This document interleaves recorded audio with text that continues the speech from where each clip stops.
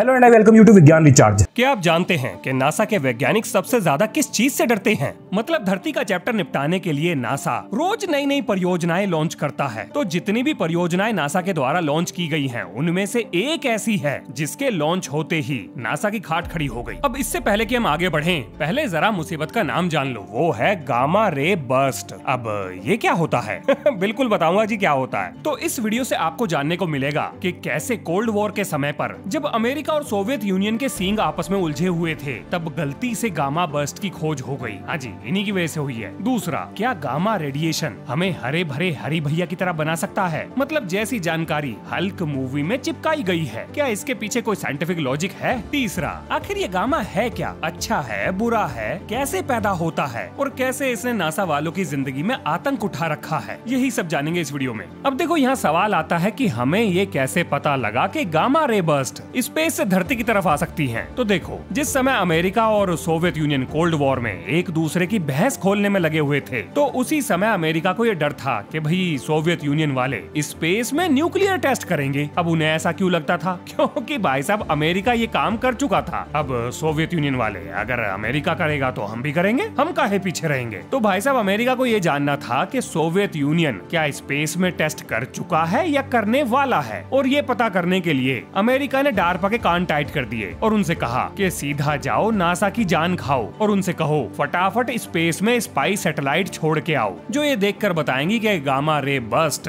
Soviet union की तरफ से आ रहे हैं कि नहीं। अब इसका मतलब ये भी हुआ कि जब न्यूक्लियर टेस्ट होता है तो उससे गामा रेज निकलती हैं। ठीक हो गया जी। अब देखो, इन लोगों को सोवियत यूनियन से तो गामा रेज के बारे में पता नहीं लगा, लेकिन नहीं ये पता लगा कि यार दूसरी गैलेक्सी से गामा रेज आ रही हैं। अब इसका क्या मतलब हुआ? क्या वहाँ पर भी कोई एटम बॉम्ब के पटाखे फोड़ रहा था? नहीं। जब इसकी जांच पड़ताल की गई तो ये पता लगा कि जब एक तारा ब्लैक होल में बदलता है, तो ब्लैक होल बनने से पहले जो वो आखिरी छटपटाहट में अपनी सारी ऊर्जा को एक झटके में बाहर फेंकता है, उसे कहते हैं गामा रे बर्स्ट। अब इस बात का क्या मतलब निकला? इस बात का मतलब ये निकला कि भैया गैलेक्सी में जो भी तारा ब्लैक होल बनने के करीब होगा, वो गामा की किरणें तो फेंकेगा। अब अगर गामा की किरणें वो फेंकेगा तो ये कितनी बड़ी चिंता की बात है। तो भाई साहब अंदाजे के लिए बता रहा हूँ, जितने ज्यादा तारे आपको आकाश में दिखते हैं, मतलब जिनके चांसेस हैं कि वो ब्लैक होल बन सकते हैं, उतनी ही ज्यादा चिंता की बात है।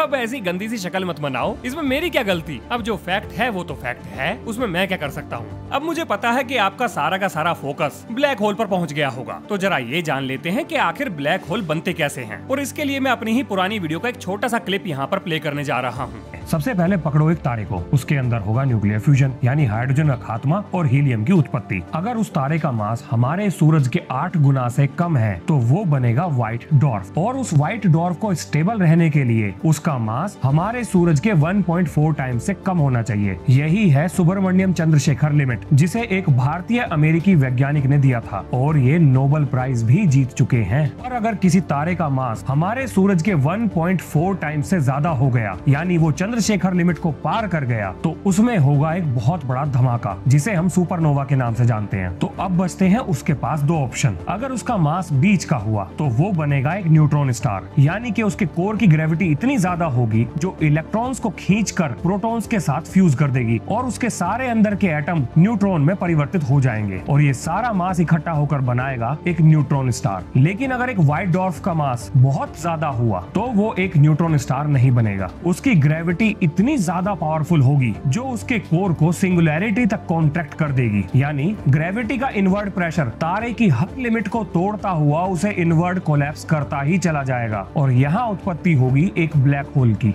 बाकी अगर आपको ब्लैक होल के बारे में सब कुछ जानना है तो इस वीडियो का लिंक मैं आपको डिस्क्रिप्शन में दे दूंगा, आराम से देखो। अब आगे चलो, सबसे पहले आपका मैं गामा रेज से परिचय करा देता हूँ। अब देखो, इसका नाम कोई फैंसी तो है नहीं, तो याद रखने के लिए चलो 2003 में। अब 2003 में ऐसा खास क्या था भैया? 2003 में हल्क मूवी आई थी, जिसमें ये दिखाया गया कि अगर किसी का शरीर गामा रेज को सोख ले तो वो हल्क बन जाएगा। इन शॉर्ट, पिद्दी बैनर से पहलवान बैनर बनने का शॉर्टकट जुगाड़। अब देखो, इससे पहले कि आप ये सोचो कि अरे वाह, ये तिकड़मबाजी का टॉनिक तो हमको भी चाहिए, जरा थम जाओ, रुक जाओ। ये गामा रेज पिद्दी से पहलवान ना बनाएंगी, बल्कि तस्वीर पर हार चढ़वा देंगी। मार्वल वाले पागल बना गए हमारा। ये हाई एनर्जी का रेडिएशन किसी भी जीवित चीज के डीएनए की डंडियां तोड़कर म्यूटेशन से मुक्त मुक्कालात में मेरा मतलब मुलाकात करा देगा। अब आप में से कुछ खुश हो जाएंगे।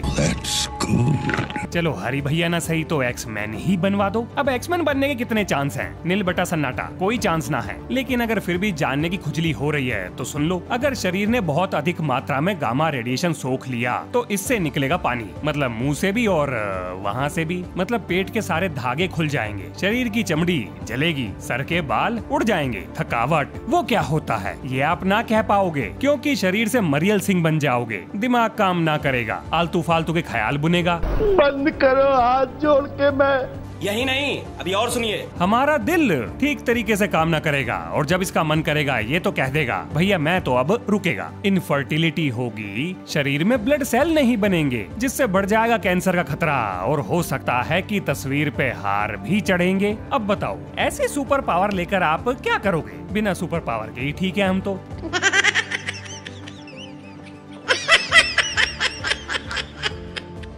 Serious? हाँ जी बिल्कुल सीरियस हूँ। 15 नवंबर 2006 में एक स्टडी हुई थी जिसमें मनुष्य के शरीर पर गामा रेडिएशन के असर को देखा गया था और ये रिसर्च पेपर छपा था साइंस डायरेक्ट में। लेकिन ये निकम्मे इसे फ्री में नहीं दे रहे, तो मैं वेबसाइट का लिंक आपको दे दूंगा, आप समरी में इस चीज को पढ़ सकते हैं। अब देखो जिस चीज का मैंने इतना सारा महिमा मुंडन किया है महिमा मंडन किया है, आखिर वो है क्या, मतलब गामा रे क्या होता है, जरा उसके बारे में भी जान लेते हैं। तो भैया गामा रे क्या है? ये है जी फोटोन, लेकिन फोटोन तो नुकसान देते ही ना। बात बिल्कुल ठीक है, विजिबल लाइट के फोटोन तो नुकसान नहीं देते, लेकिन जरा आप ये सोचो कि भैया फोटोन की फैमिली यानी कि इनका कुनबा छोटा थोड़ा ही है। फोटोन की फैमिली बोले तो इलेक्ट्रोमैग्नेटिक वेव का स्पेक्ट्रम, जिसमें एनर्जी के मामले में सबसे ज्यादा अमीर है गामा, फिर उससे गरीब एक्सरे, उससे भी गरीब अल्ट्रावायलेट, फिर आती है हमारी विजिबल लाइट, उसके बाद इंफ्रारेड, फिर माइक्रोवेव और भैया एनर्जी के मामले में बिल्कुल कंगाल यानी के रेडियो वेव। अब इन सब के फोटोन अपनी अपनी एनर्जी के हिसाब से दुष्टता का लेवल चूज करते हैं। इस परिवार का जो सबसे दुष्ट सदस्य है, मतलब जिसके पास सबसे ज्यादा एनर्जी है, वही है गामा रेडिएशन का फोटोन। बड़ा हरामी हो बेटा। जी हरामी तो ये है, वैसे ये कितना बड़ा दुष्ट है? तो भाई साहब इस बात को मैं आपको एक उदाहरण देकर समझाता हूँ। ये जो पीरियोडिक टेबल के एलिमेंट्स हैं, इनका कुनबा भी काफी बड़ा है। अब वैसे तो ये शरीफों की फैमिली है, लेकिन इसमें कुछ निकम्मे भी हैं, जिन्हें कहते हैं हम नोबल गैसेस। बोले तो बिल्कुल स्टेबल, किसी तरह की कोई भी रिएक्शन से इनका कोई लेना देना नहीं है। नॉर्मल कंडीशंस में, एक्सेप्शंस तो हर जगह होती हैं, उन्हें छोड़ दो, ना इलेक्ट्रॉन लेंगी ना देंगी, आलसियों की तरह पड़ी रहेंगी। चाहे कोई भी एलिमेंट इन्हें कुछ भी ऑफर दे ले, इनका एक ही जवाब है कि भैया हमको फ्रेंडशिप करनी ना। अब देखो ये जो गामा रे है या गामा का फोटोन कह लो आप, भाई साहब अगर ये नोबल गैस के एटम पर टकराया तो जिस इलेक्ट्रॉन से ये टकराएगा उसे उखाड़ देगा, अपनी जगह से हिला देगा, उठा के बाहर फेंक देगा, गैस को आयोनाइज कर देगा। मतलब अक्सर आपने ये देखा होगा कि ये घपलू चपलू सा फोटोन जो है इलेक्ट्रॉन के द्वारा एब्जॉर्ब कर लिया जाता है। उसके बाद इलेक्ट्रॉन हायर एनर्जी लेवल में जाके डिस्को दिखाता है और थोड़ी देर नाच गाने के बाद फोटोन को रिलीज करके वापस लोअर एनर्जी लेवल में आ जाता है। लेकिन ये हरकत गामा के साथ नहीं होती, क्योंकि गामा का फोटोन इलेक्ट्रॉन को ही उठा के पटक देगा। अब आपको समझ में आ गया होगा कि गामा रेडिएशन कितना बलशाली है। अब आपके दिमाग में यहाँ सवाल आएगा कि जी कितने गामा रे बस्ट दिखाई दिए हैं आज तक हमें? ये क्या सवाल है? औसतन वैज्ञानिकों को हर रोज एक गामा बस्ट दिखाई देता है। बढ़िया हो गया। अब आप पूछोगे दूसरा सवाल कि जी ये कितनी एनर्जी देता है? तो भाई साहब जितनी एनर्जी हमारा सूरज अपने पूरे जीवन काल में देगा, इतनी एनर्जी एक गामा बस्ट 1 सेकंड में रिलीज कर देगा। मेरा डाटा नहीं है, नासा वालों का है। अब अगला सवाल कि ये कितने तरीके के होते हैं, मतलब 1-2 हैं या ये भी अपना कुनबा लेके बैठे हैं? ना ना ज्यादा बड़ा नहीं है, ये 2 ही तरीकों के होते हैं, एक शॉर्ट और दूसरा लॉन्ग। अब दोनों में फर्क समझ लो। जो लॉन्ग जीआरबी होते हैं ये एक खाते पीते घर के तारे के ब्लैक होल बनने से पहले जो सुपरनोवा एक्सप्लोजन होता है उससे निकलते हैं। अब आते हैं शॉर्ट गामा बर्स्ट पर। तो देखो भैया जब 2 न्यूट्रॉन स्टार एक दूसरे के चक्कर लगाते हुए गुटरगू करते हैं तो उनके जुड़ने पर एक ब्लैक होल पैदा होता है। लेकिन जिस समय ये ब्लैक होल पैदा हो रहा होता है ठीक उसी समय पर इन दोनों न्यूट्रॉन स्टार का बचा कुचा मटेरियल यानी कि चार्ज पार्टिकल लेजर की तरह गामा रे बर्स्ट छोड़ता है। और हाँ आपने बिल्कुल ठीक सुना, मैंने लेजर ही कहा। अब इसका मतलब ये भी हुआ कि स्पेस में जो बाकी धूम धड़ाके होते हैं उससे जो एनर्जी निकलती है वो स्पेस में फैल जाती है, लेकिन ये जो गामा रे बर्स्ट है ये बिल्कुल लेजर की तरह चलता है, यानी सारी की सारी एनर्जी एक निश्चित दिशा में चलती है। अब ये धरती से टकराए उस कंडीशन को थोड़ी देर के लिए छोड़ दो, लेकिन अगर ये पास से भी पप्पी लेकर निकल गई तो भी ये निपटा देगी, धरती पर जीवन को निपटा देगी। क्योंकि देखो हमारी धरती के पास एक ओजोन नाम की छतरी है जो हमें सूरज के हार्मफुल रेडिएशन से बचाती है, लेकिन गामा रेडिएशन इस छतरी के सारे छेद खोल देगा, बिल्कुल साफ सपाचट कर देगा और रही सही कसर हमारा सूरज पूरी कर देगा। अब वैज्ञानिक ये भी मानकर बैठे हैं कि धरती के अलावा बाकी जगहों पर जीवन ना मिलने के पीछे भी यही गामा रे बर्स्ट है। मतलब आप इसे स्पेस की झाड़ू कह सकते हो। जहाँ पे जीवन ने कुछ सोचा आ गया गामा रे बर्स्ट नाम का पहुँचा और सब साफ। अब आता है सवाल, क्या हम इनका पता लगा सकते हैं कि जी हमारी तरफ कोई GRB यानी गामा रे बर्स्ट आ रहा है और क्या इनसे बचाव हो सकता है? तो जवाब है ना। ये स्पीड ऑफ लाइट पर चलती हैं और जैसे ही हमें गामा रे बर्स्ट दिखेगा भाई साहब पलक झपकाने का भी समय ना मिलेगा।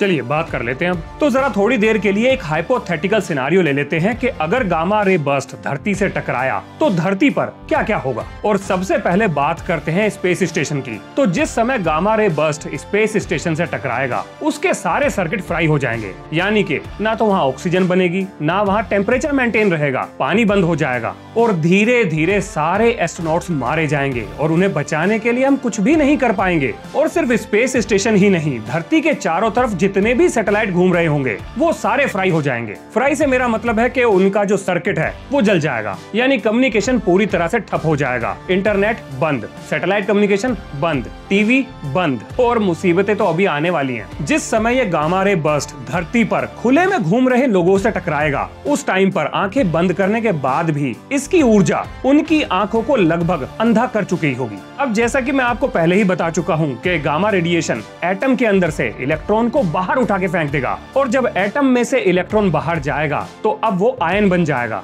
यानी एक चार्ज पार्टिकल। और अब ये चार्ज पार्टिकल डिस्चार्ज होने की कोशिश करेगा। अब आप ये सोचिए कि एटमॉस्फेयर में घूमते हुए चार्ज पार्टिकल आखिर डिस्चार्ज कैसे होंगे? भाई साहब बिजली से, यानी कि आसमान से बिजलियां गिरेंगी और ये ऊपर से गिरती हुई बिजली जंगल शहर जहां भी इनको जगह मिलेगी वहां आग लगा देंगी। वो फायर डिपार्टमेंट जिसको महीने में कोई एक आध कॉल आता होगा, उन्हें हर सेकंड अब हजारों कॉल आएंगे। यानी अलग अलग देश की सरकारों के द्वारा लोगों की सुरक्षा के लिए बनाए गए डिपार्टमेंट पूरी तरह से फेल हो जाएंगे। और अगर आपको ये लग रहा है कि चलो अब मुसीबतें खत्म हो जाएंगी, तो नहीं, मुसीबतें तो अब शुरू होंगी। अब होगी जी म्यूऑन पार्टिकल की बारिश। अब ये म्यूऑन क्या होता है? तो देखो, जब गामा रेडिएशन अपर एटमॉस्फेयर से टकराता है तो उसकी वजह से म्यूऑन पार्टिकल बनता है, म्यूऑन चार्ज पार्टिकल। यानी जो लोग गामा रेडिएशन के हमले से बच गए, अब म्यूऑन उनसे टकराएगा। अब क्योंकि म्यूऑन पार्टिकल शरीर के DNA को डैमेज करेगा, बहुत बुरी तरह से करेगा, तो शरीर के अलग अलग ऑर्गन अपने आप शटडाउन होना शुरू कर देंगे, यानी अपना काम पूरी तरह से बंद कर देंगे।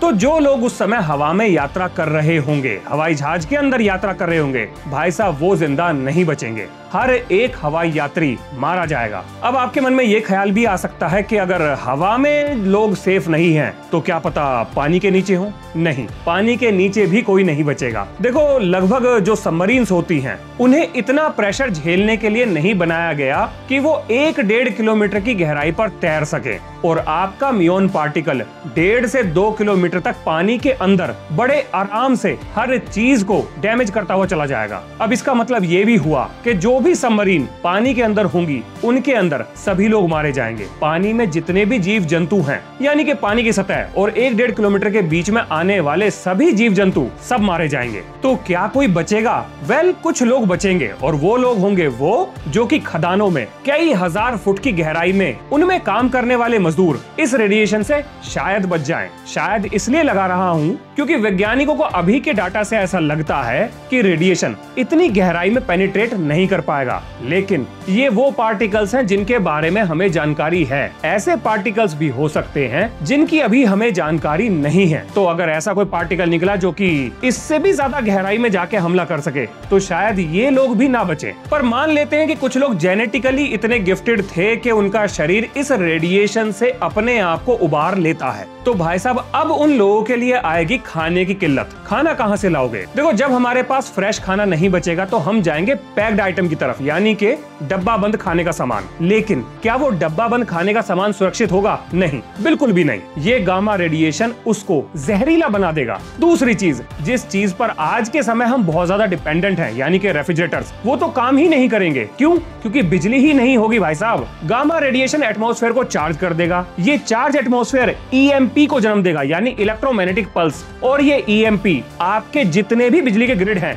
इलेक्ट्रॉनिक आइटम है, इलेक्ट्रिकल आइटम है, सबको फ्राई कर देगी, सबको जला देगी, कुछ नहीं छोड़ेगी। तो जब बिजली नहीं होगी तो फ्रोजन आइटम आप कैसे खाओगे? मतलब खाने के लिए कुछ बचेगा ही नहीं। अब बात करते हैं उस फसल की जो कि खेतों में खड़ी है। क्या हम उसका प्रयोग कर सकते हैं? नहीं, बिल्कुल नहीं कर सकते। कारण उसका ये है कि गामा रेडिएशन ओजोन की परत को बिल्कुल साफ कर देगा, और जैसे ही ओजोन हटेगी अल्ट्रावायलेट रेडिएशन सीधा धरती पर आएगा। और अल्ट्रावायलेट रेडिएशन अगर धरती पर आया तो इससे दो चीजें होंगी। पहली चीज तो एक तो हमारी फसल पूरी तरह से बर्बाद हो जाएगी। दूसरा, अगर हम धूप में निकलेंगे तो हमें स्किन कैंसर भी होगा। लेकिन फर्ज कर लेते हैं कि कुछ लोग अभी भी बच गए, तो जो बच गए उनकी मुसीबतें अभी खत्म नहीं हुई हैं, क्योंकि उनको खत्म करने के लिए एक दूसरी रेडिएशन की वेव आएगी। देखो, गामा रेडिएशन सबसे ज्यादा पावरफुल है, सबसे ज्यादा एनर्जेटिक है, और इसके बाद जो बाकी चार्ज पार्टिकल्स हैं जो कि उस सुपरनोवा से निकले थे वो भी धरती की तरफ आएंगे। उनकी रफ्तार गामा रेडिएशन से धीरे थी, तो उन्हें आने में हो सकता है कुछ महीने कुछ सालों का समय लग जाए, लेकिन आएंगे जरूर। और इस बार धरती पर कुछ भी नहीं बचेगा, सब खत्म हो जाएगा, सिवाय उन चीजों को छोड़कर जो रेडिएशन रेजिस्टेंट हैं। जैसे कि कुछ कीड़े मकोड़े ऐसे हैं जो रेडिएशन रेजिस्टेंट हैं। उनमें से आप एक कॉकरोच को भी ले सकते हो, ये मतलब काफी रेडिएशन झेल सकता है। तो क्या कोई ऐसा तरीका है कि हम इस गामा रेडिएशन से अपने आप को बचा पाएं? मतलब कुछ तो होना चाहिए। वैसे आपको क्या लगता है, ये दुनिया के जितने भी अमीर लोग हैं, इन्होंने आखिर अपने लिए इस तरह के फोर्टिफाइड बंकर क्यों बनाए हैं? कभी सोचा है? वेल, कोई तो कारण होगा, शायद जो इन्हें पता है और हम ना जानते हो। क्योंकि अगर एक दो अमीर लोग ऐसा काम करते तो समझ में आता, लेकिन ये सारे के सारे ही ऐसा काम कर रहे हैं। उदाहरण के लिए Elon Musk, Jeff Bezos, Mark Zuckerberg, अपने इंडिया के अंबानी साहब, और भैया माइक्रोसॉफ्ट वाले बिल गेट्स, इन सब के पास अंडरग्राउंड फोर्टिफाइड बंकर क्यों है? मतलब क्या ये अमीरों का कोई नया फैशन है? नहीं। अब इसका जवाब मुझे तो नहीं पता, और ये मैं आपके सोचने के लिए छोड़ता हूँ। उम्मीद है आपको इस वीडियो से कुछ ना कुछ नया जरूर पता लगा होगा। तो ये है इस वीडियो का अंत। मिलते हैं नेक्स्ट वीडियो में। जय हिंद, जय भारत।